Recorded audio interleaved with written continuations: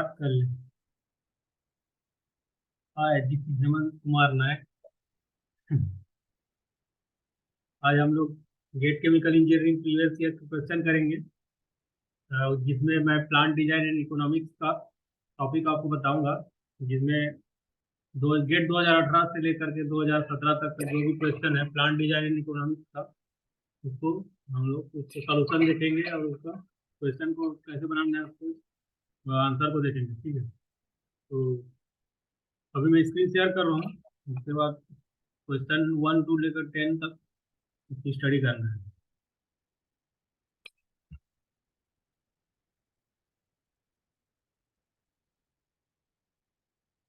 Screen share हो चुका है, यहाँ पे आप देख सकते हो। और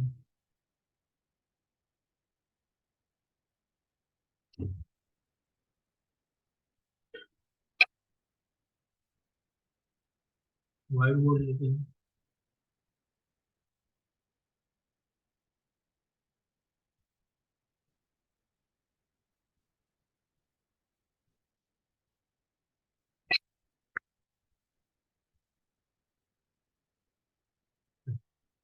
तो जैसा कि आपकी स्क्रीन में दिखा है question,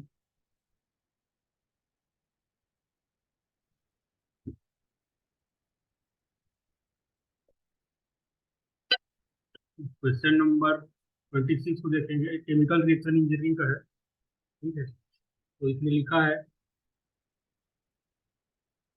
the reaction is going to be is carried out isothermally on porous catalyst.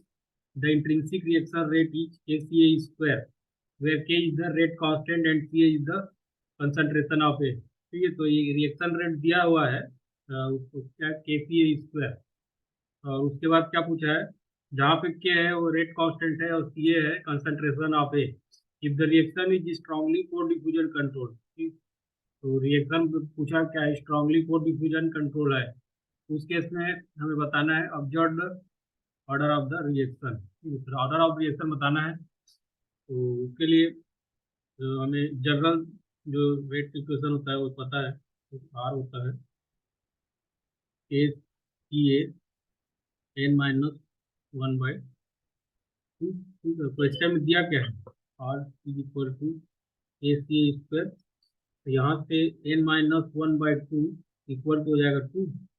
ठीक है, इसको सॉल्व करेंगे तो 2, नहीं नहीं, n+1 होता है, n+1/2। यहाँ पे n+1/2 इक्वल टू होगा, तो वहाँ पे आ जाएगा n is equal to -1/2। n equal to हो जाएगा 3/2। ठीक है, तो इसका आंसर क्या हो जाएगा, ऑप्शन सी। तो ऑब्जर्व ऑर्डर ऑफ रिएक्शन है 3/2। तो ये गेट 2022 का क्वेश्चन था केमिकल रिएक्शन इंजीनियरिंग से, जिसको हम इजीली सॉल्व कर चुके हैं। ठीक है, इस तरह से अगर आपको अगर फार्मूला पता है क्वेश्चन बन जाएगा। 1 मार्क्स का था, 1 मार्क्स का अगर क्वेश्चन आता है तो इस तरह से आता है, और केमिकल रिएक्शन इंजीनियरिंग का है। ठीक है, अब ये आगे इसमें और क्वेश्चन देखते हैं। तो अभी जैसे मैं आपको शेयर करूंगा, ध्यान देना है। डाउनलोड में जाते हैं, वहाँ पे क्वेश्चन होगा, उसको देखेंगे।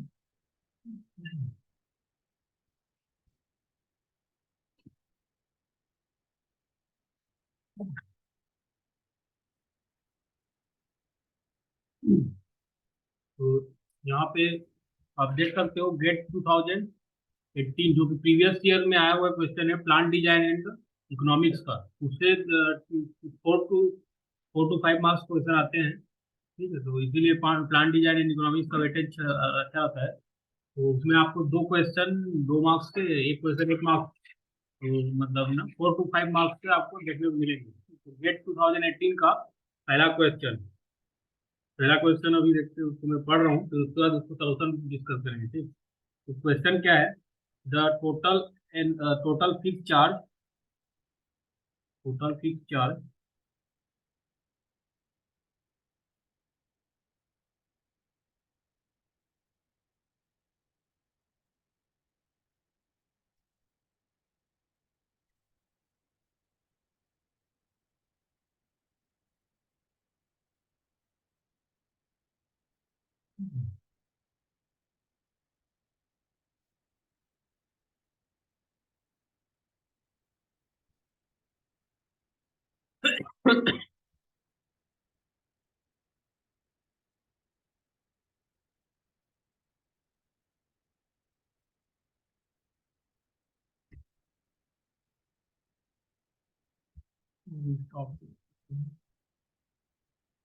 थोड़ा सा फर्स्ट आज फर्स्ट डे है तो डिस्टर्बेंस हो जा रहा है, ठीक है। उसको अभी मैं सॉर्ट आउट करता हूँ, फिर उसके बाद अगेन डिस्कस करेंगे। ठीक, तो अभी मैं स्क्रीन शेयर कर रहा हूँ।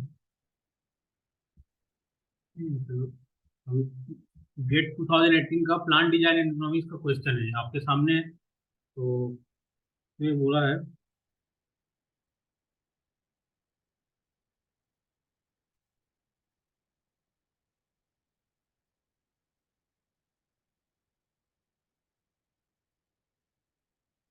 कि इसको ओपन विथ माइक्रोसॉफ्ट में करते हैं।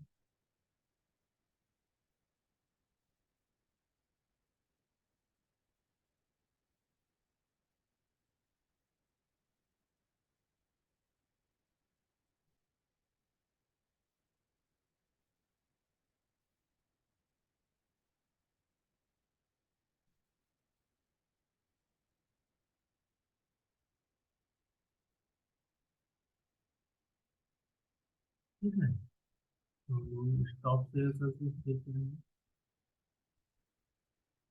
शेयर स्क्रीन करते हैं।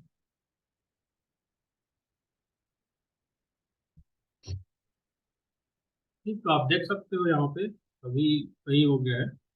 जो भी इसमें प्रॉब्लम था तो अभी हम लोग येलो कलर चूज कर रहे हैं। ठीक, तो क्वेश्चन है, इसको थोड़ा साइज बढ़ा देते हैं। The annual fix charge AFC and annual utilities cost AUC of distillation column being designed are expressed in terms of the reflux ratio R। तो इसमें एनुअल फिक्स चार्ज दिया है और एनुअल यूटिलिटी कॉस्ट दिया है। उसके बाद क्या आपको बताना है क्या है, तो डिस्टिलेशन कॉलम की बात हो रही है, डिस्टिलेशन कॉलम का। ठीक, और उसमें और रिफ्लक्स रेशियो आर है। तो इसमें बताना है the reflux ratio are optimum और optimizing the total cost of distillation column में बी फाउंड बाय सॉल्विंग। ठीक, तो इसमें क्या करना है, ऑप्टिमाइज करना है, ऑप्टिमाइज, और उसमें बताना है रिफ्लक्स रेशियो क्या होगा। ठीक है, तो ऑप्टिमाइजेशन करना है तो हम क्या करते हैं उसको डिफ्रेंसिएशन करके, तो जिसके रिस्पेक्ट में पूछा उसके रिस्पेक्ट में डिफ्रेंसिएशन करके उसको इक्वल टू जीरो कर देते हैं, तो उससे ऑप्टिमाइजेशन पॉइंट आ जाता है, जिससे हम लोग उसका ऑप्टिमम वैल्यू कैलकुलेट कर लेते हैं। तो रिफ्लक्स रेशियो इसमें वेरिएबल है और कॉस्ट दिया हुआ है, तो पहले हम लोग कॉस्ट का फंक्शन लिखेंगे इन टर्म्स ऑफ रिफ्लक्स रेशियो। ठीक है, तो जैसे कि यहाँ पे कॉस्ट SCT, टोटल कॉस्ट क्या हो जाएगा, annual fix charge AFC plus annual utility cost. ठीक है, एनुअल यूटिलिटी कॉस्ट दो कॉस्ट दिया है और उसको यहाँ पे लिख देंगे उसकी वैल्यू। तो 641 R square minus 1796 into R plus 1287 plus 1/r-1.16। ठीक है, तो ये एनुअल फिक्स चार्ज है और एनुअल यूटिलिटी कॉस्ट उसको उसमें प्लस कर देंगे, ठीक, ऐड कर देंगे। तो 80 प्लस 62.5 इंटू आर। ठीक है, अब ये क्या है, कॉस्ट का फंक्शन आ गया इन टर्म्स ऑफ रिफ्लक्स रेशियो। अब उसको आर के रिस्पेक्ट में हम लोग डिफ्रेंशिएट करके उसको जीरो करेंगे, तो उससे आ जाएगा रिफ्लक्स रेशियो का फंक्शन। ठीक है, तो इसको डिफ्रेंशिएट करना है, तो DCT/DR। क्योंकि आर यहाँ पर reflux ratio equal to zero कर देंगे, उससे आ जाएगा हमारा आंसर। तो हमें इसको करते हैं, तो इसमें क्या होगा, 641 इंटू टू इंटू आर, क्योंकि आर स्क्वायर का 2R होता है, माइनस 1796 आर का 1 हो गया।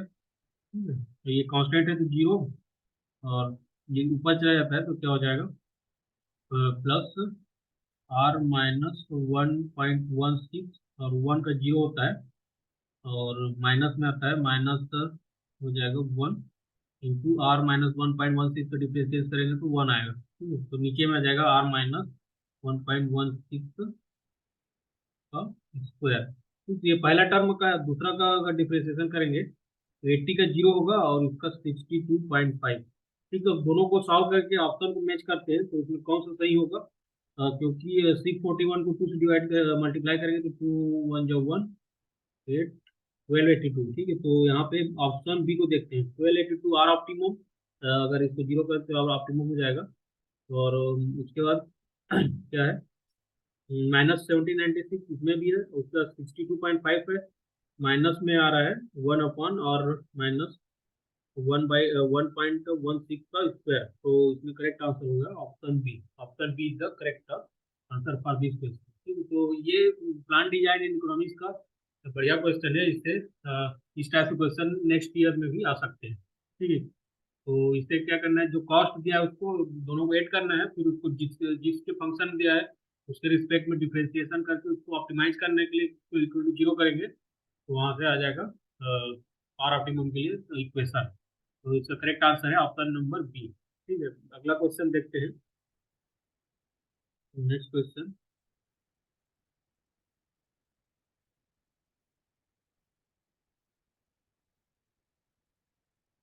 तो ये भी अच्छा क्वेश्चन है। इसमें ठीक क्वेश्चन क्या बोल रहा है उसको मैं एक बार पढ़ रहा हूँ।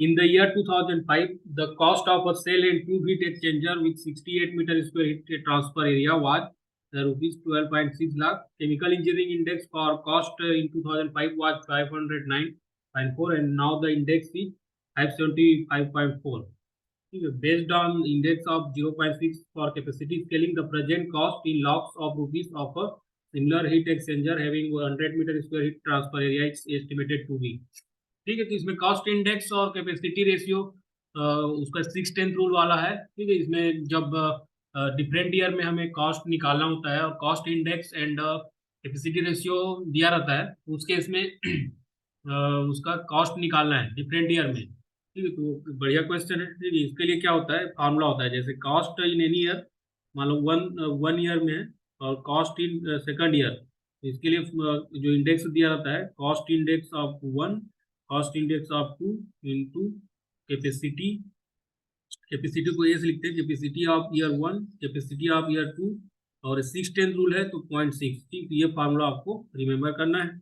x1/x2 डिफरेंट ईयर का कॉस्ट है, ठीक है, और उसका कॉस्ट इंडेक्स पता रहना चाहिए दोनों ईयर का, और उसका जो कैपेसिटी दिया रहेगा एरिया या वॉल्यूम, और उसको उस पावर में क्या रखेंगे 0.6, ठीक है। इसको क्या बोलते हैं 6/10 रूल। तो ये अगर डिफरेंट एक ईयर का दिया रहेगा कॉस्ट, दूसरे ईयर का कॉस्ट निकालना है, उस केस में इस फार्मूला को आपको यूज करना है, ठीक है।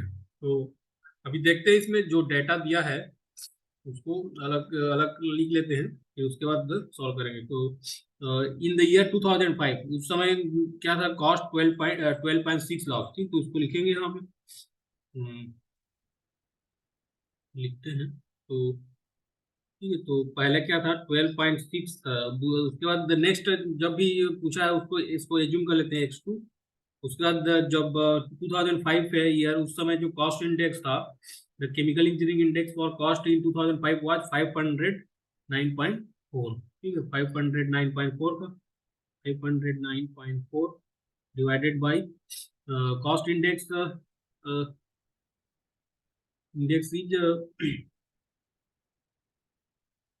अभी अभी जो कॉस्ट इंडेक्स है वो चेंज हो गया, क्या है 575.4, इंटू उसका कैपेसिटी कितना, तो 2005 में 68 था, और नाउ अभी अभी क्या 100 मीटर है, ठीक है। तो इसको 6/10 है तो 0.6 में, ये इसका फार्मूला है, इसको इजीली आप सॉल्व कर सकते हैं, ठीक है। तो इसको सॉल्व करेंगे तो इसका करेक्ट आंसर जो आता है, करेक्ट आंसर आएगा, तो इसको करेक्ट आंसर इसको सॉल्व कर सकते हैं आप। जैसे क्या करोगे, पहले तो 68/100 है, ये हो जाएगा 0.6 टू द पावर 0.6 करेंगे, ठीक है। फिर इसको इक्वेशन को सॉल्व करेंगे तो हमारा आंसर आ जाएगा 17.94, ठीक। तो इसका करेक्ट आंसर होगा option A. Option A is the correct correct answer for this question. तो समझ में आ गया ना कैसे करना है, ठीक है। तो इसको तो बस कैलकुलेट करना है, कैलकुलेटर रहता है आपके पास, साइंटिफिक कैलकुलेटर रहता है, तो वहां से कैलकुलेट कर सकते हैं। तो इसका करेक्ट आंसर आ रहा है 17.94, ठीक है। तो इजी इजी कैलकुलेशन इसलिए मैं यहाँ पे करके नहीं बता रहा हूँ, यहाँ स्पेस भी थोड़ा कम है, ठीक। तो आप इसको सॉल्व कर लेना। तो ये कॉस्ट इंडेक्स का क्वेश्चन है, अच्छा क्वेश्चन है, इससे आने के चांस है, ठीक है। तो अब इसके बाद नेक्स्ट आते हैं, ठीक है। I hope you are clear for this question, and no further discussion is required for this question, right? So अगर कॉस्ट इंडेक्स और कैपेसिटी से 6/10 रूल से आता है तो इसको ऐसे सॉल्व करना है। तो अभी इसका अगला क्वेश्चन देखते हैं। गेट 2018 का है, प्लांट डिजाइन एंड इकोनॉमिक्स का, ठीक है, पीडीई। इससे 4 to 5 मार्क्स के क्वेश्चन आते हैं एवरी ईयर, इसलिए इम्पोर्टेंट सेक्शन है। और अगर पता चल गया ना तो 5 मार्क्स आपका फिक्स हो जाएगा, ठीक है। इसीलिए और उतना टफ नहीं आता है, बेसिक क्वेश्चन ही आता है, ठीक है। तो इसको याद रखना। अब थर्ड क्वेश्चन देखते हैं। Furnace install at a cost of ₹24 lakh is expected to serve its useful life of 5 years. Salvage value of the furnace is 8 lakh rupees. The interest rate compounded annually is 8%. The estimated capitalized cost in lakh of rupees is, ठीक है। तो इसमें capitalise cost पूछा है, क्या क्या दिया है पहले उसको देखेंगे, ठीक है। इसमें एक फर्नेस है, उसको इंस्टॉल करना है, ठीक है। उसका कितना प्राइस कितना है, 24 लाख, ठीक। और उसका सर्विस लाइफ है 5 ईयर, ठीक। और साल्वेज वैल्यू दिया है 8 lakh. The interest rate compounded annually is 8%। The estimated capitalise cost, ठीक है। हमें ये इंपॉर्टेंट क्या है जो निकालना है वो उसको हाईलाइट कर लेते हैं। कैपिटलाइज कास्ट निकालना है और सब दिया हुआ है, तो डायरेक्ट फार्मूला बेस्ड क्वेश्चन है। कैपिटलाइज कास्ट का क्या होता है, उसका formula capitalise cost is equal to होता है V nought plus V nought minus V S by 1 plus I to the power minus to the power n minus, ठीक है। तो ये होता है यहाँ पे वी नॉट इनिशियल कॉस्ट होता है और वी एस जो होता है सॉल्वेज वैल्यू होता है, मतलब जो सर्विस लाइफ है उसके बाद कितना उस इंस्ट्रूमेंट या इक्विपमेंट का कॉस्ट है वो सॉल्वेज वैल्यू होता है, ठीक। और इसमें जो यूजफुल लाइफ है एन होता है और आई है कंपाउंड इंटरेस्ट रेट।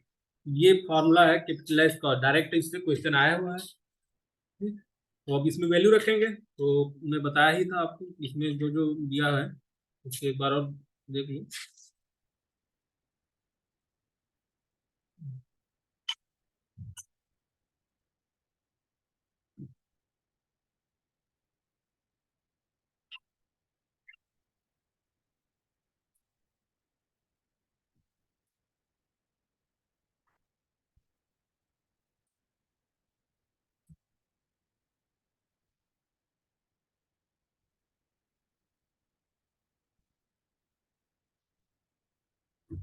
ठीक है, तो इसमें वी नॉट का वैल्यू दिया है, वी नॉट का वैल्यू दिया है 24, तो इसमें रखेंगे जो जो दिया है उसको।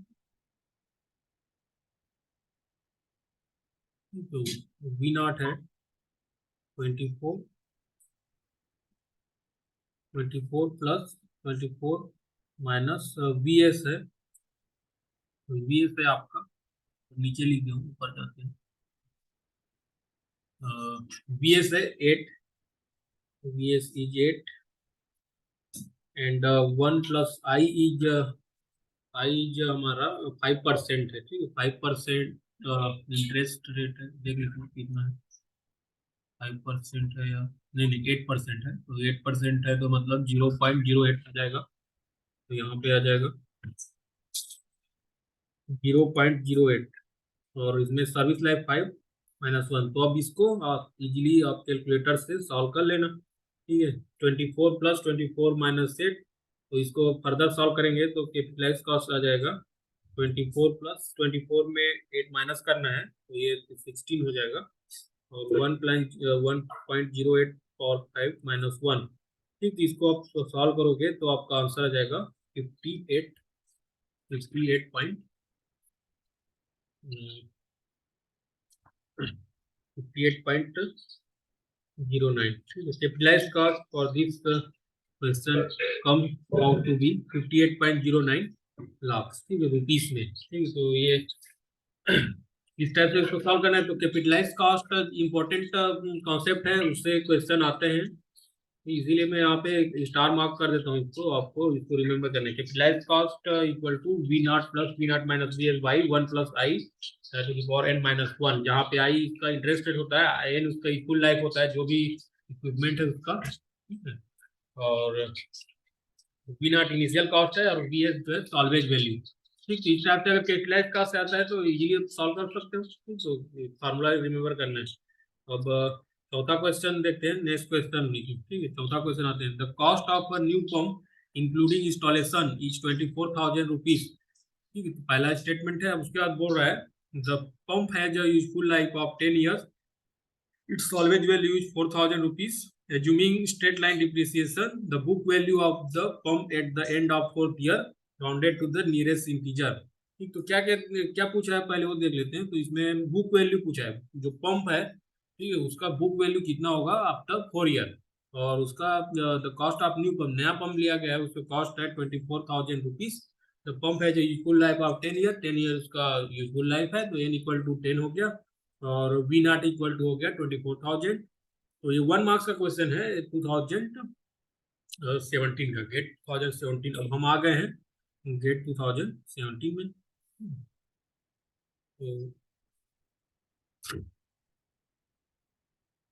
तो ये गेट 2017 का क्वेश्चन है 1 मार्क्स का, तो थोड़ा इजी है। तो उसके लिए हमें पता है क्या होता है बुक वैल्यू के लिए, V A V minus A D. ठीक है, ये कोई भी अमाउंट निकालना है आफ्टर ए ईयर के बाद कितना उसका वैल्यू है, तो उसके लिए होता है V A equal to minus V D. यहाँ पे डी क्या है, डिप्रिसिएशन है, जिसका होता है V minus V S by N. तो कभी कभी वी नॉट लिखा रहता है, तो उसको कंफ्यूज नहीं होना है। वी इनिशियल कॉस्ट होता है, वी एस होता है साल्वेज वैल्यू, डिवाइडेड में आता है एन, एन सर्विस लाइफ, कितने लाइफ तक वो उसका मतलब यूजफुल होता है। ठीक, तो वो होता है सर्विस लाइफ। तो पहले डिप्रिसिएशन निकाल लेते हैं। ठीक, इसमें कितना है 24 माइनस इसका साल्वेज वैल्यू है 4,000 डिवाइडेड बाई सर्विस लाइफ है, तो ये हो जाएगा 20 प्लस 10 और 1000 है, तो इसमें इसमें करेंगे आंसर हो जाएगा 2,000 रुपीज। ठीक, तो ये डिप्रिसिएशन आ गया। अब स्ट्रेट लाइन मेथड है ना, इसमें दिया है स्ट्रेट लाइन मेथड इसमें, इसलिए स्ट्रेट लाइन डिप्रिसिएशन मेथड के लिए ये फार्मूला आपको याद रखना है, D equal to V minus C S by N. Right, तो ये हो गया डिप्रिसिएशन। अब इसमें रख देंगे वी ए इक्वल टू, हमें पता है वी कितना है 24 माइनस ए, फोर्थ ईयर में 4 हो जाएगा, इक्वल टू डिप्रिसिएशन है 2,000। तो 24 माइनस मतलब 1,000 में था, इसलिए 24,000 होगा, और 4 8,000। तो 24 में 8 माइनस करेंगे तो हो जाएगा 16,000 रुपीज। तो ये 4 साल के बाद जो पंप है उसका कॉस्ट होगा 16,000 रुपीज। तो ये इसका करेक्ट आंसर है। तो ये इंटीजर टाइप था, तो इसको हम लोग डायरेक्ट 16,000 वैल्यू रख देंगे। तो इस क्वेश्चन का जो आंसर है 16,000। इंटीजर टाइप था, तो इसमें ऑप्शन नहीं दिया रहेगा, डायरेक्ट आपको उसमें टाइप करना है। ठीक है, तो ये इंटीजर टाइप का क्वेश्चन हो गया।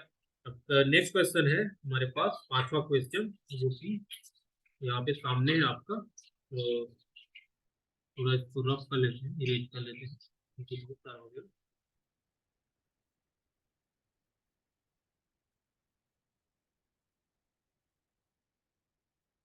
I hope you are clear, जो भी बता रहा हूँ उसको समझ में आ रहा है। ठीक है, तो इस टाइप के क्वेश्चन को सॉल्व करते जाना है। तो जो नहीं पता है उसको, उसका फार्मूला जब मैं बता रहा हूँ उसमें आप लोग को नोट करना है। ठीक है, तब उसको, अब जो स्टार मार्क बता रहा हूँ उसको स्टार मार्क भी करना है, तभी आपको जब उसको रिवाइज करोगे दोबारा पढ़ोगे समझ में आएगा। ठीक है, अब पांचवा क्वेश्चन आते हैं। उसको मैं यहाँ पे पहले आपको बता रहा हूँ क्या पूछा है उसको, फिर उसके बाद उसको सॉल्यूशन देखेंगे। तो देख लेते हैं।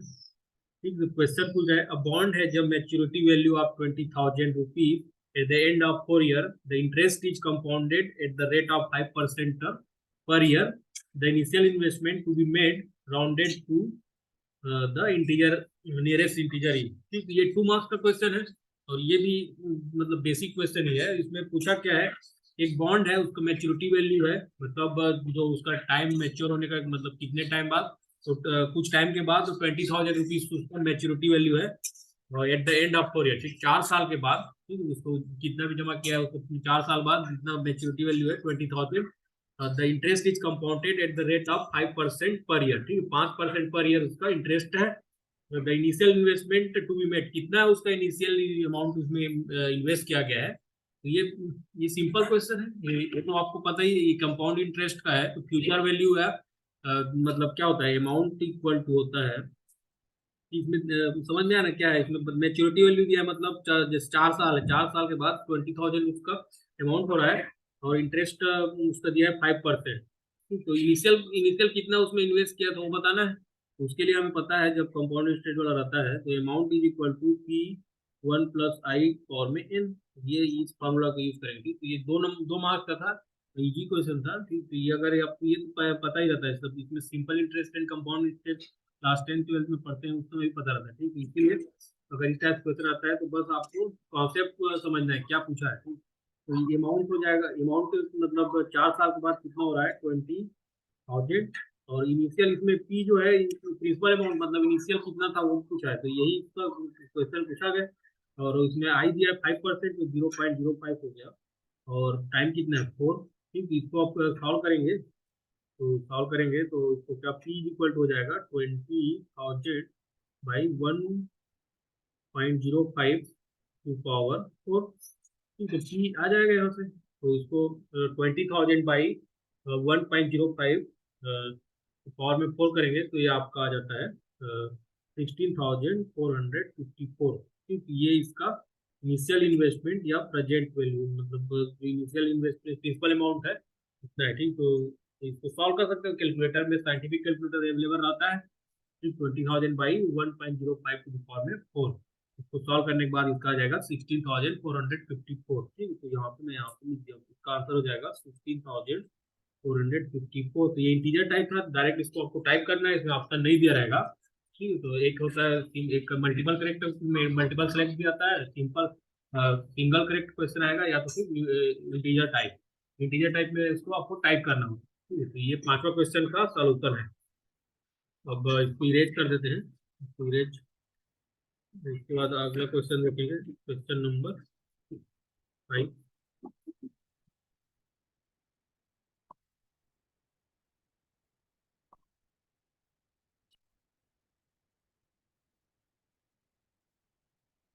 क्वेश्चन नंबर 5 जो कि गेट 2017 का है। तो ये अच्छा क्वेश्चन, ठीक है। ये इसको अगर आप प्रैक्टिस नहीं किया हो ना तो ये क्वेश्चन एग्जाम टाइम में नहीं बना पाओगे। ठीक, तो टू मार्क्स का है, ये 2 मार्क्स क्वेश्चन है। इसमें क्या बोल रहा है वो देखते हैं पहले। तो इसमें जो बोल रहा है, the total cast CT of N equipment, total cost CT of an equipment in terms of the operating variable x and y। CT function दिया है, ठीक है, ऑपरेटिंग कॉस्ट का x एंड y में फंक्शन के रूप में दिया है। ठीक है, CT is equal to 2x plus 12,000 by XY plus y plus 5।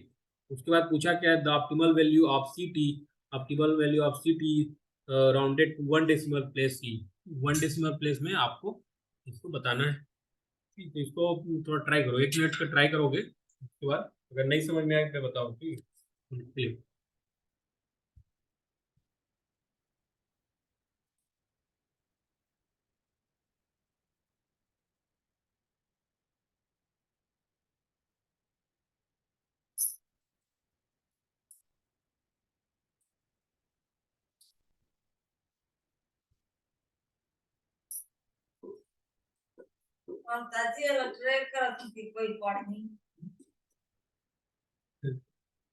ज्यादा दिमाग मत लगाओ तो चला ठीक भी चलाती है।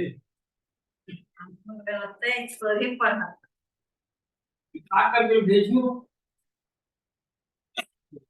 तो ओकर बाद यूट्यूब में जो देख पढ़ो की पढ़ भी सकते थे।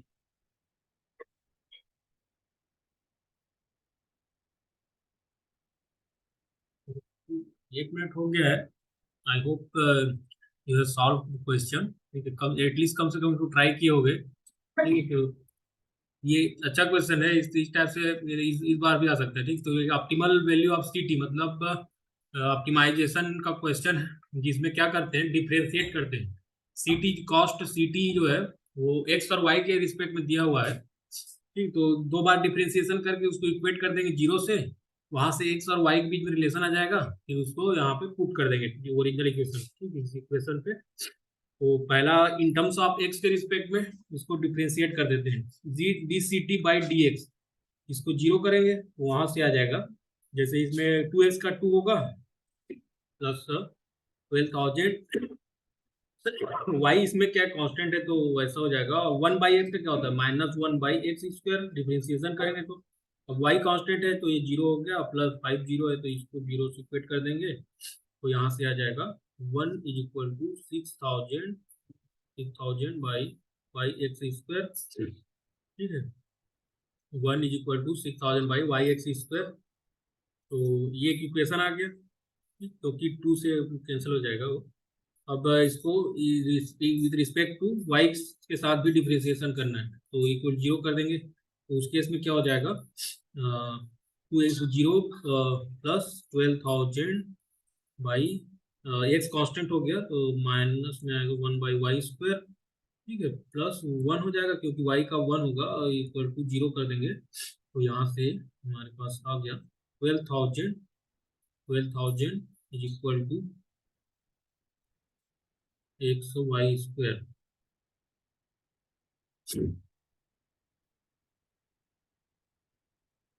ये हाँ ठीक है, दो इक्वेशन है, 12,000 is equal to X I square X Y square, और 6,000 इधर ला लेंगे तो 6,000 equal to Y X square. ठीक है, दो इक्वेशन आ गया, 12,000 equal to X Y square और 6,000 इक्वल टू वाई। तो दोनों को डिवाइड कर देंगे, दोनों डिवाइड करेंगे तो वहां से 6,000 से 2 में 2 टाइम जाएगा, 2 इक्वल टू हो जाएगा वाई बाई एक्स। तो यहाँ पे मैं बोला था आपको रिलेशन, दोनों को इक्वेट करके जीरो करने के बाद एक रिलेशन आएगा, y इक्वल टू 2x आ गया, y इक्वल टू 2x आ गया, तो वहां से हम लोग दोनों इक्वेशन से इसमें रखेंगे थिंग, तो y इक्वल टू 2x है, तो पहले इसको, ठीक है, जैसे पहला इक्वेशन था 12,000 इक्वल टू एक्स, और y जगह में 2x रख देंगे, तो 2x का स्क्वायर, तो ये इसको सॉल्व करेंगे तो 4x क्यूब। ठीक है, तो यहाँ से x के वैल्यू आ जाएगा, x के वैल्यू अराउंड आता है 14.24। ठीक है, तो इसको सॉल्व कर सकते हो ना आराम से, जैसे 4 1 जा और 3 जा, तो यहाँ से x इक्वल टू हो जाएगा 300 के पावर में 1/3। तो इसको कैलकुलेटर से क्यूब रूट निकालना है 300 का, तो यहाँ से x इक्वल टू 14.24। उसी टाइप से इसमें अगर दूसरा इक्वेशन में, ये वाला इक्वेशन में तो रखते हैं, तो 6,000 इक्वल टू वाई को वाई रहने देते हैं, एक्स इज इक्वल टू हो जाएगा वाई बाई टू का स्क्वायर, तो यहाँ से आ जाएगा वाई की वैल्यू, वाई की वैल्यू आता है अराउंड 28.48। ठीक, तो अब एक्स और वाई की वैल्यू आ गया हमारे पास, एक्स और वाई की वैल्यू आ गया, तो उसको इस इक्वेशन पे पुट करते हैं। ठीक, C T is equal to 2x plus 12,000। इसको अच्छा से बताते हैं।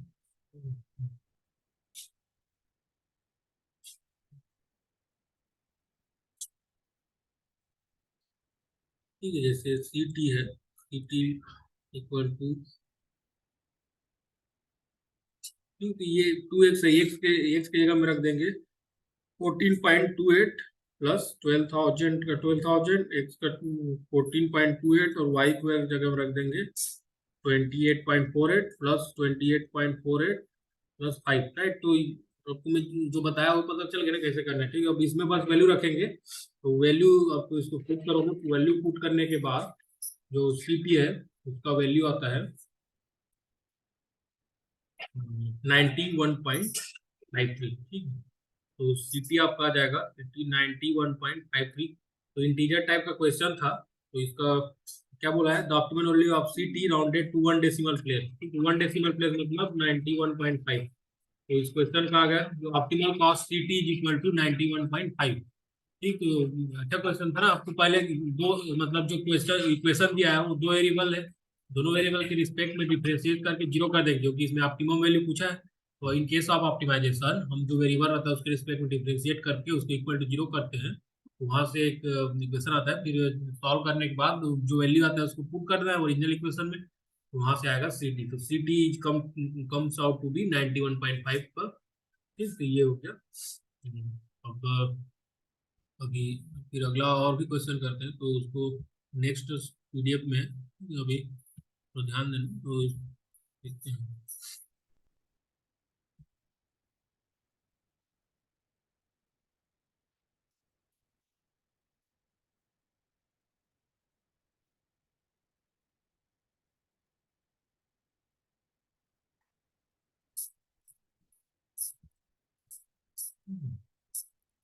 अभी न्यू शेयर कर रहा हूँ मैं।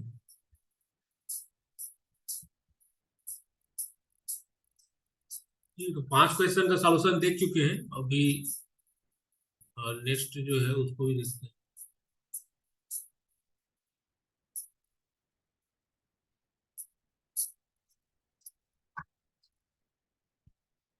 जो शेयर कर रहा हूँ, आप थोड़ा सा वेट करेंगे।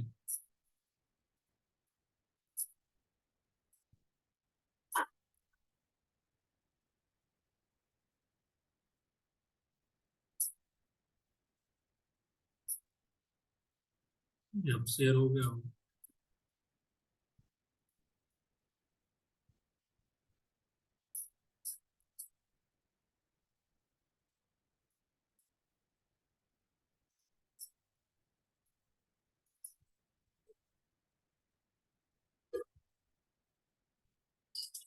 तो ये क्वेश्चन शेयर हो चुका है, अब देखते हैं। ठीक है, तो अभी हम लोग गेट 2018 एंड गेट 2017 का प्लान डिजाइन एंड इकोनॉमिक का क्वेश्चन का सॉल्यूशन देख चुके हैं। ठीक है, उसको आई होप जो भी कॉन्सेप्ट है मैं अच्छे से बताया आपको, आपको समझ में भी आया होगा। ठीक, तो अभी गेट 2016 का क्वेश्चन देखेंगे। ये भी प्लान डिजाइन एंड इकोनॉमिक्स का है, तो 4 to 5 मार्क्स के आते हैं, इसीलिए वेटेज अच्छा रहता है इसका। तो देखते हैं क्वेश्चन। गेट 2016 का पहला उसमें मतलब क्वेश्चन है, जो नंबर है उस हिसाब से तो 7th का है। ठीक है, अभी जो जो बताया गया है उसके हिसाब से तो 7th नंबर का क्वेश्चन देखते हैं। तो क्या है, two design options for a distillation system are being compared based on the total annual cost, information available is as follows. ठीक है, दो ऑप्शन है, option P and option Q. उसका जो कॉस्ट है, एक मतलब डिस्लेशन सिस्टम है, उसमें जो कॉस्ट क्या क्या है वो बता रहा है। ठीक है, तो install cost of the system rupees in lakhs. ठीक है, ऑप्शन पी के लिए 150 लाख है और ऑप्शन क्यू के लिए 120।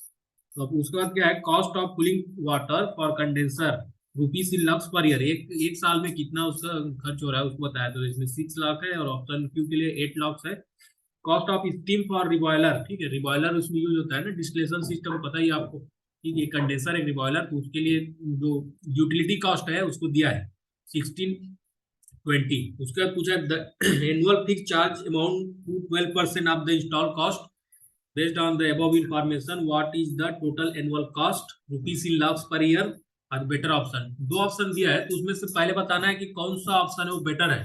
तो बेटर है उसके लिए कितना कॉस्ट हो रहा है उसको बताना है। ठीक है, तो टोटल एनुअल कॉस्ट बताना है बेटर ऑप्शन के लिए। जो अच्छा ऑप्शन है मतलब उसके लिए हमें कॉस्ट बताना है कितना उसमें खर्च होगा। ठीक, तो इसको सॉल्व करने के पहले चेक करेंगे कि कौन सा ऑप्शन इज बेटर।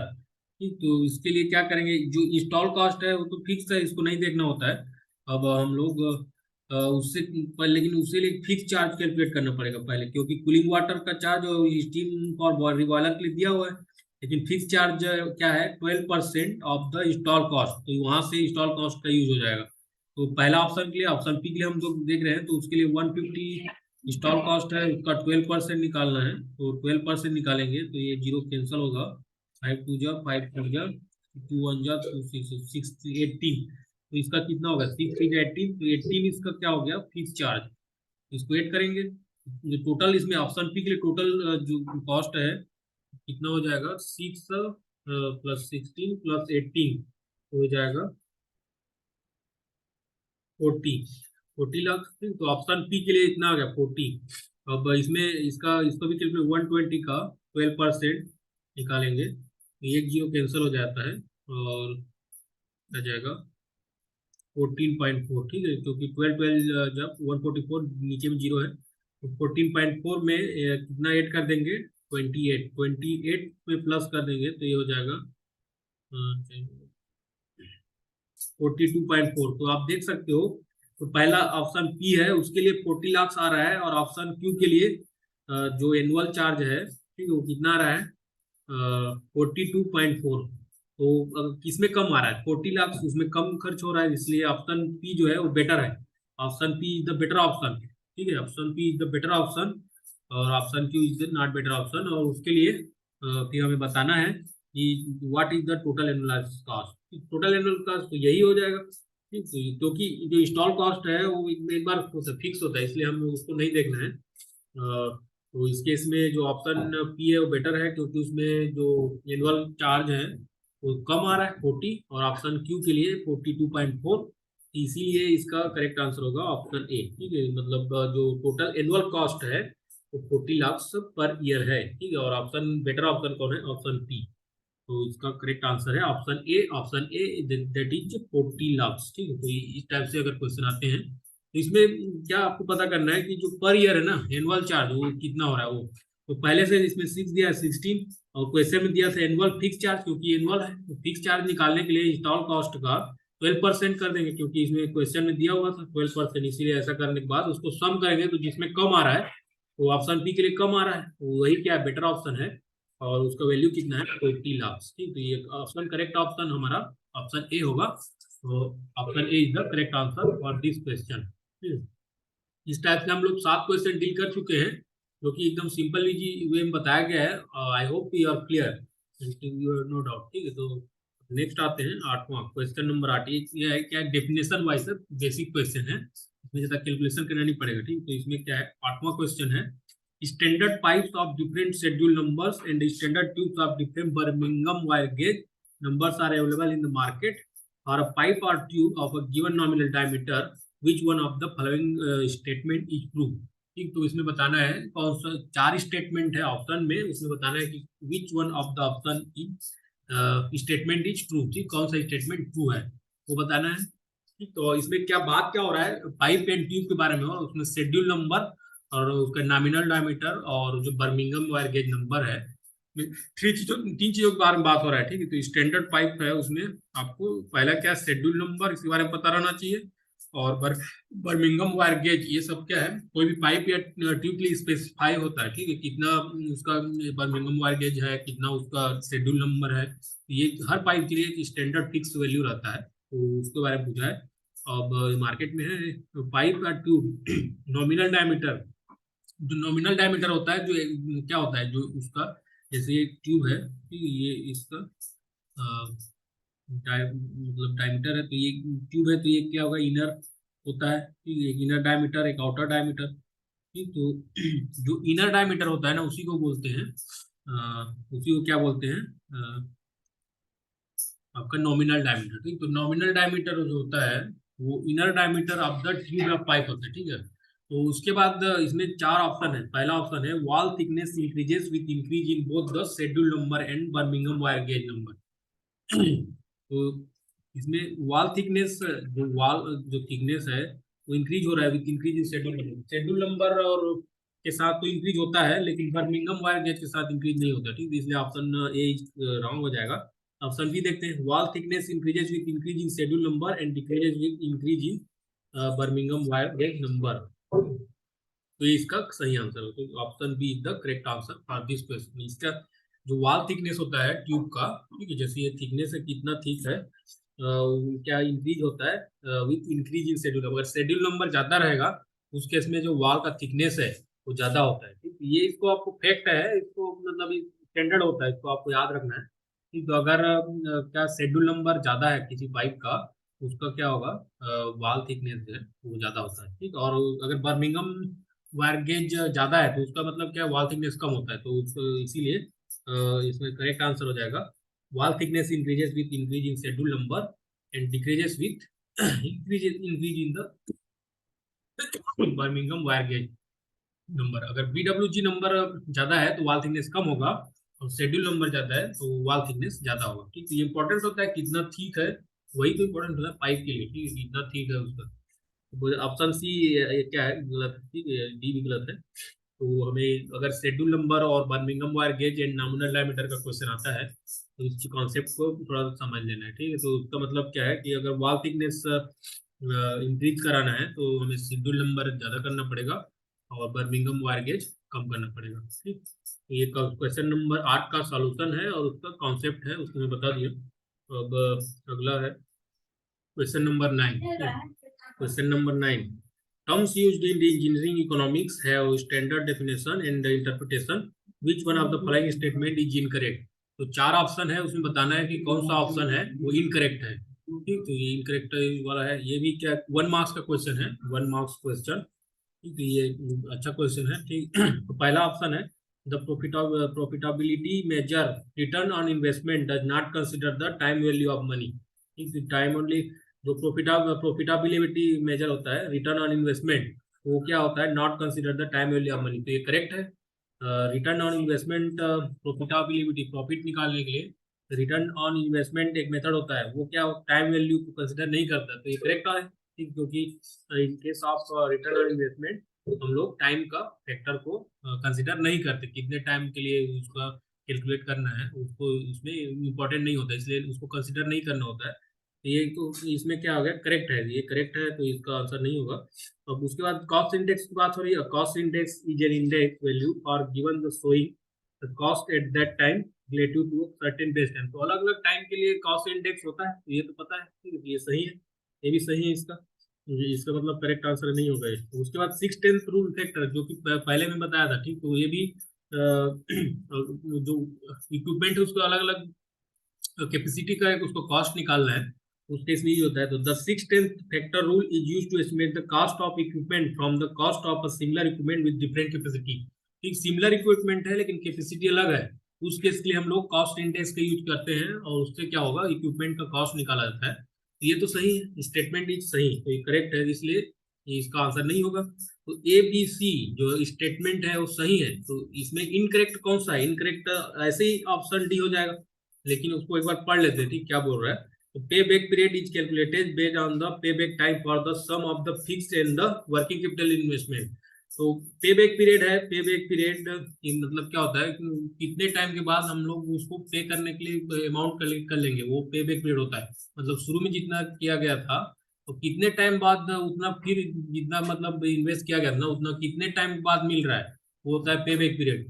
ठीक, तो इसीलिए इसमें हमें देखना होता है कि जो फिक्स कैपिटल इन्वेस्टमेंट कितना है उसमें यूज किया गया है, वो इंपॉर्टेंट होता है। वर्किंग कैपिटल कितना है उसके इंपॉर्टेंट नहीं होता है, जिससे इसको याद रखना। पे बैक पीरियड जो होता है वो फिक्स कैपिटल इन्वेस्टमेंट के लिए ही होता है, ठीक है। इसके नीचे में क्या आता है, प्रॉफिट, कितना प्रॉफिट हुआ प्लस डिप्रिसिएशन, ठीक है, ये एनुअल होता है, एनुअल, एक साल में कितना प्रॉफिट हो रहा है और कितना डिप्रिसिएशन हो रहा है, ठीक है, उसके लिए डिफाइन होता है। Payback period is equal to fix capital investment, जितना उसमें फिक्स कैपिटल इन्वेस्ट किया गया है डिवाइडेड बाय डिप्रिसिएशन पर इन एनुअल और प्लस प्रॉफिट पर एनम, ठीक है, एक साल में कितना प्रॉफिट हुआ प्लस एक साल में कितना डिप्रिसिएशन हुआ, उसको डिवाइड कर देते हैं इससे फिक्स कैपिटल इन्वेस्टमेंट से। तो यहाँ पे हम देख सकते हैं जो पे बैक पीरियड है वो फिक्स कैपिटल इन्वेस्टमेंट के लिए ही होता है और वर्किंग कैपिटल इन्वेस्टमेंट के लिए नहीं होता है, इसलिए इसका जो ये स्टेटमेंट है इनकरेक्ट होगा।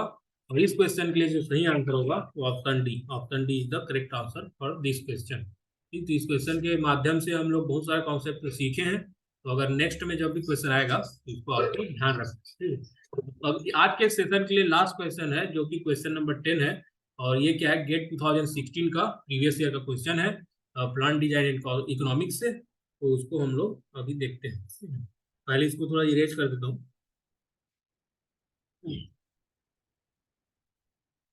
कर देते हैं, और ये थोड़ा लेंथी क्वेश्चन है जो कि 2 मार्क्स का है। तो आप देख सकते हो एवरी ईयर 4 to 5 मार्क्स के क्वेश्चन आते हैं इस सेक्शन से, इसलिए इसका वेटेज अच्छा है। तो आपको इसको ध्यान से पढ़ना है और जो भी कॉन्सेप्ट बताया जा रहा है उसको नोट करोगे और स्टार मार्क भी कर लोगे, ठीक है। ये फार्मूला बेस्ड आता है डायरेक्ट, अगर इस सेक्शन को बना लिए तो 4 to 5 मार्क्स फिक्स हो जाएंगे, ठीक है। तो इसीलिए देखते हैं। तो क्वेश्चन नंबर 10, क्वेश्चन नंबर 10 बोल रहा है, a vertical cylindrical tank with a flat roof and bottom is to be constructed for storing 150 metre cube of ethylene glycol. The cost of material and fabrication for the tank wall is 6,000 rupees per meter square, and the same for the roof and the tank bottom are 2,000 rupees and 4,000 rupees per meter square respectively। ठीक, तो cost दिया हुआ है और उसका जो tank है उसको वॉल्यूम दिया हुआ है, उसमें से 10% जो वॉल्यूम है वो फ्री स्पेस है, ठीक है। उसका मतलब इसमें ध्यान रखना है टोटल वॉल्यूम लिक्विड नहीं है, थोड़ा उसका क्या है, थोड़ा फ्री स्पेस है 10%। The cost of accessories piping and instruments can be taken as 10% of the cost of the wall। इसमें एक बोला भी क्या है, एसेसरी, बहुत सारा उसमें एसेसरी यूज हो रहा है, पाइपिंग यूज हो रहा है, उनका भी कॉस्ट इंक्लूड किया गया है 10% of the cost of the wall. Wall का जो कॉस्ट हुआ, जितना कॉस्ट है उसमें से 10% पाइपिंग एसेसरीज, मतलब उसमें एक्स्ट्रा और कुछ कुछ लगाया गया है, उसका कॉस्ट है, उसके लिए 10% उसको ऐड करना है। और उसके बाद क्या बोला है, 10% of the volume of the tank needs to be kept free as vapour space. ठीक है, तो यहाँ पे लिखा है, पहले इसमें नहीं, इसको ध्यान रखना। ठीक है, तो 10% of volume of the tank needs to be kept free as vapour space about the liquid storage. What is the optimum diameter of the tank. तो डायमीटर, जो टैंक है उसका डायमीटर कितना है वो बताना है, उसके लिए कॉस्ट के रूप में दिया हुआ है। तो हमें पता है ऑप्टिमम जब भी आता है ना, ये ऑप्टिमाइजेशन का क्वेश्चन है, हर साल आ रहा है, देखो आप। ठीक, तो ऑप्टिमाइजेशन के लिए क्या करना होता है, एक फंक्शन बनाना होता है, कॉस्ट का function with respect to diameter, क्योंकि इसमें डायमीटर पूछा है। तो उससे क्या होगा, उसको कॉस्ट को हम लोग with respect to diameter differentiate कर देंगे, उसको इक्वल टू 0 कर देंगे, तो उससे क्या आ जाएगा, ऑप्टिमम डायमीटर आ जाएगा। तो इसका ओवरऑल मैं बता दिया। इसमें पहले हम लोग क्या करेंगे, कॉस्ट के लिए इक्वेशन बनाएंगे। तो कॉस्ट जैसे क्या है, इसमें सीटी, सीटी हम लोग लिखते हैं कॉस्ट। ठीक, तो पहले इसमें एक चीज और है कि इसमें जो वॉल्यूम है उसका 10% है। तो क्या है, 10% of the volume of tank क्या है, फ्री है, मतलब उसमें लिक्विड नहीं है, इसलिए 10% अगर फ्री है तो उसमें 90% क्या है, लिक्विड है। तो 90% of volume is equal to 150 metre cube. जो लिक्विड है वो इथाइलिन ग्लाइकॉल का है, तो यहाँ से वॉल्यूम इक्वल टू हो जाता है 0.9 इंटू वी। तो वी इज इक्वल टू आएगा 150 बाई 0.9। तो ये वाला चीज समझ में आ रहा है ना आपको, क्यों ऐसा कर रहे हैं, क्योंकि जो 10% है वहां पे लिक्विड नहीं है, वहां पे क्या है, फ्री स्पेस है। इसलिए जितना वॉल्यूम है उसमें से 10% को हमें हटाना है, इसलिए 90% जितना भी वॉल्यूम है वो क्या है, लिक्विड है, इसलिए ऐसा किया गया है। ठीक, तो 90% वॉल्यूम का उसमें लिक्विड है, उसका अमाउंट दिया हुआ है 150 मीटर क्यूब। तो यहाँ से आ गया वॉल्यूम, वॉल्यूम आ गया 150 बाई 0.9। ठीक, इसको सॉल्व कर लेंगे तो यहाँ से आ जाएगा वॉल्यूम का। और volume in case of cylinder, cylindrical tank क्या होता है, पाई आर स्क्वायर एच। ठीक है, पाई आर स्क्वायर एच होता है। वॉल्यूम हमें पता चल गया 150 बाई 0.9, उसको इक्वेट कर देंगे पाई और डी, आर को डी के रिस्पेक्ट में ऐसा करेंगे, और यहाँ पे एच। ठीक, तो यहाँ से आ जाएगा H in terms of, H in terms of D. ठीक है, 4/πd²। H in terms of D आ गया। अब कॉस सी टी, इसमें कॉस्ट निकालते हैं। ठीक, टोटल कॉस्ट उसके लिए इसमें क्वेश्चन में दिया हुआ है। इसमें जो रूफ है, यहाँ पे देखो ये रूफ है और नीचे में बॉटम है, तो रूफ पे क्या है, सर्कल है, तो उसके इसके लिए एरिया कितना हो जाएगा, तो पाई आर स्क्वायर। ठीक है, पाई आर स्क्वायर रूफ के लिए, और उसका कॉस्ट दिया है 2000। ठीक, अब इसको इन टर्म्स ऑफ डायमीटर करेंगे तो ये डी स्क्वायर हो जाएगा, बाई में 4 आ जाएगा। ठीक है, अब प्लस करेंगे इसको, पाई फिर डी स्क्वायर बाई 4, क्योंकि बॉटम के लिए उसमें कितना है अमाउंट, कॉस्ट है 4000, और ये इतना एरिया है, तो उससे मल्टीप्लाई करेंगे, प्लस में आएगा जो वाल है, वाल क्या है, 2 पाई आर। 2 पाई आर उसका ये वाला है, और उसका हाइट है एच, तो यहाँ से एच, तो यहाँ पे आर जी मत जी बाई 2 हो गया। एच यहाँ से इसको रखेंगे। ठीक, एच का जो वॉल्यूम से आया है ना उसको यहाँ पे रखेंगे, प्लस 10% जो वाल है, 10% 2 पाई आर मतलब d/2 इंटू एच। उसके लिए क्या करना है उसको ऐड करना है। ठीक है, क्योंकि ये सब सीरीज के लिए है, उसको इस टाइप से कॉस्ट का equation in terms of diameter आ गया है। तो कॉस्ट का equation in terms of diameter आने के बाद उसको बस सॉल्व करना है। ठीक है? तो सॉल्व करेंगे तो वहां से दिया जाएगा, क्योंकि सी टी जब आ गया इन terms of function of diameter. ठीक, तो हम उसको क्या करेंगे, डिफ्रेंशिएट कर देंगे डायमीटर के रिस्पेक्ट में, इसको 0 कर देंगे, तो उसका आ जाएगा ऑप्टिमम डायमीटर। क्योंकि ऑप्टिमाइजेशन के लिए ऐसा करते हैं, उसको डिफ्रेंशिएट कर देते हैं। ठीक, तो यहाँ से डायमीटर आ जाएगा आपका। इसको सॉल्व कर लेना। ठीक है, मैं बता दिया कॉन्सेप्ट कैसे करना है, तो इसको करेक्ट आंसर हो जाएगा 7.8। ठीक, तो option D is the correct answer. तो इसमें क्या करना है, पहले कॉस्ट के लिए फंक्शन बनाना है विद रिस्पेक्ट टू डायमीटर। अब जब वो हो जाने के बाद उसको क्या करना है, सॉल्व करना है, फिर उसके बाद डायमीटर आ जाएगा 7.8 मीटर। तो इसका करेक्ट आंसर है option D. Option D is the correct answer for this question. ठीक, I hope you are clear. तो इसको अगर सॉल्व नहीं कर पा रहे हो तो इसको देख लेते हैं। ठीक है, एक बार तो डिफ्रेंशिएट करना है, इसको बस डिफ्रेंशिएट करना होता है। तो सबसे पहले वॉल्यूम वाले रिलेशन से हम लोग एच का एच विथ एच, मैं इसको शॉर्ट फॉर्म में बताऊंगा। एच को इन टर्म्स ऑफ डायमीटर हम लोग ला सकते हैं, ठीक है, वॉल्यूम से। तो उसके बाद देख जो कॉस्ट वाला फंक्शन है, कॉस्ट वाला फंक्शन, ठीक है, उसमें तो एक तो रूफ के लिए हो गया, रूफ के लिए हो गया, और एक वो बॉटम वाले से हो गया, और प्लस का वॉल का और क्या करना है, 10%। वॉल का 10%, क्योंकि एसेसरीज पाइपिंग के लिए उससे C T is equal to in terms of diameter आ रहा है, उसको उसको डिफ्रेंशिएट करना है, ठीक है। इसको D C T by D D से तो उसको जीरो कर देंगे, तो वहां से डायमीटर आएगा, ठीक है। इसको आप कर सकते हो, ठीक। तो डायमीटर इक्वल टू आ गया 7.8 metre for this question. Correct answer is option D. Option D का correct answer for this question. I hope you are clear, right. So you know that जो भी मैं बताया समझ में आया होगा। तो आज के क्लास को एंड करते हैं, ठीक है। तो इस टाइप से हम लोग सभी जो सब्जेक्ट है ना, उसका question previous year question series आ रहा है, तो सॉल्व करते जाएंगे। और कॉन्सेप्ट जो भी कॉन्सेप्ट है या फार्मूला से, उसको मैं डिस्कस करूंगा आपके साथ।